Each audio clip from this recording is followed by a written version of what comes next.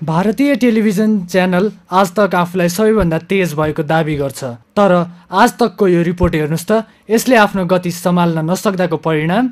हजारों जमींदोज घर के मलबे कब्रिस्तान बन गए हैं और जो बच गए हैं उनमें लोगों को मौत नजर आती है। आज जो सहायता के हाथ बढ़े हैं वो किसी देवदूत से कम नहीं, किसी देवदूत से कम नहीं।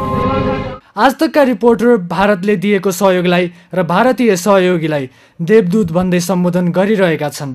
आखिर कसले दियो त यिनलाई कसैलाई देवदूत भन्नको लागि? अझ भारतीय टेलिभिजन इन्डिया टिभीले त काठमाडौँलाई मात्रै नेपाल बनाइदिएको छ।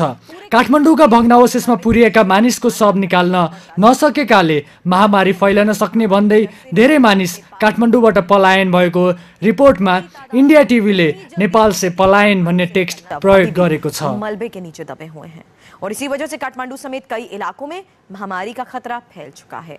गंभीर बीमारियों के डर से लोग नेपाल से पलायन कर रहे हैं।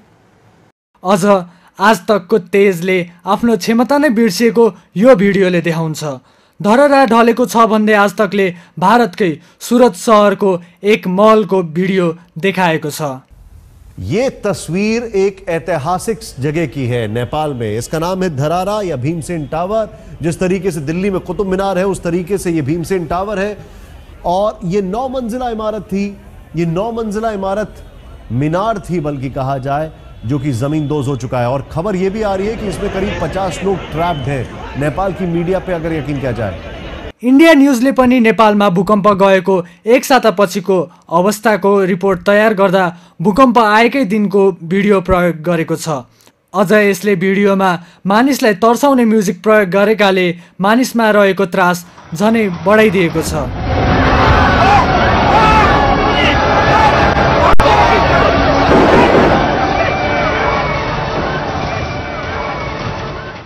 अर्को च्यानल जी न्यूजले भारत र नेपालमा ठुलो भूकम्प आउँदैछ भनी फैलिएको हल्लाको खण्डन त गर्यो, तर नेपालको भूकम्पसँग भारतको भिडन्त भनी दाबी पनि गर्यो।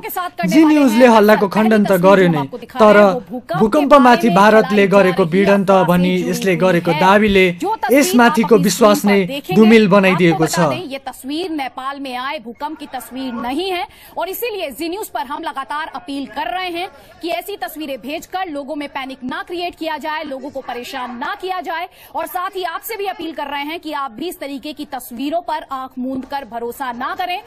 यति मात्रै होइन, कतिपय भारतका चर्चित टेलिभिजन च्यानलले भूकम्पको केन्द्रबिन्दु नेपालको लमजुङ भएको, काठमाडौँमा रगत अभाव भएको पनि दावी गरेका छन्। भारतीय सञ्चार माध्यमले गरेको अनर्गल प्रचार र दाबीले नेपाली सार्वभौमिकतामाथि आँच पुर्याएको छ नै। यसले पत्रकारिताको आचार संहिता र दायित्वबारे गम्भीर प्रश्न पनि उठाइदिएको छ। सगरमाथा टेलिभिजनका लागि विनोद प्रसाद अधिकारी, काठमाडौँ।